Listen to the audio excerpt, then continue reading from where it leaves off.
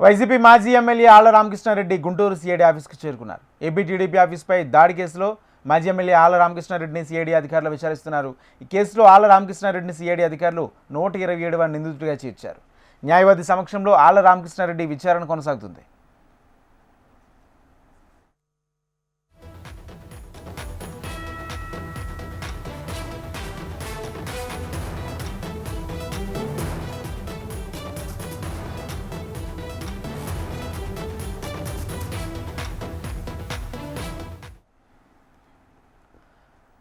YCP మాజీ MLA Alla Ramakrishna Reddy Guntur CID ఆఫీస్కు చేరుకున్నారు. ఏపీ టీడీపీ ఆఫీస్పై దాడి కేసులో మాజీ ఎమ్మెల్యే ఆళ్ల రామకృష్ణారెడ్డిని సిఐడి అధికారులు విచారిస్తున్నారు. ఈ కేసులో ఆళ్ల రామకృష్ణారెడ్డిని సిఐడి అధికారులు 127వ నిందితుడిగా చేర్చారు. న్యాయవాది సమక్షంలో ఆళ్ల రామకృష్ణారెడ్డి విచారణ కొనసాగుతుంది. ఇదే అంశానికి సంబంధించి పూర్తి సమాచారం మా ప్రతినిధి నరసింహారావు అందిస్తారు. నరసింహారావు.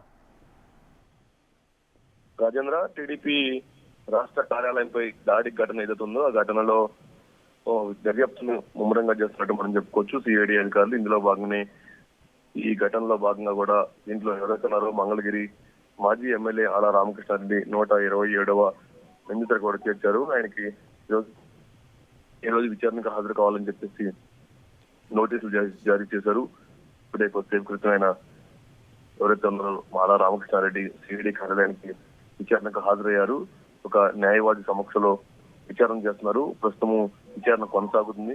అయితే ఆ ఘటనలో 127 నిందితులుగా పెట్టారు. అంటే ఆ ఘటనకి ఈయనకి సంబంధం ఉందా లేదా, ఎవరిని ఈయన ఉసుగులు పంపించారు, లేకపోతే ఈయన అనుచరులు ఎవరు వచ్చారు, ఆయన ఎవరెవరిని పంపించారో దీనికి సంబంధించి విచారణ సిఐడి అధికారులు ఈయన ప్రశ్నలు వేయనున్నారు.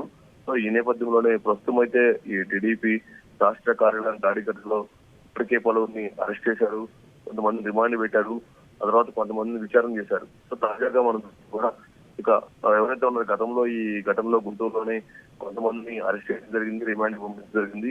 తాజాగా మనం చూస్తే కూడా మాజీ ఎమ్మెల్యే కూడా 127 నిందితుడిగా ఎస్టీ పోలీసులు ఈరోజు సిఐడి అధికారులు విచారణ వెళ్ళడం జరిగింది. Thank you Narasimha Rao.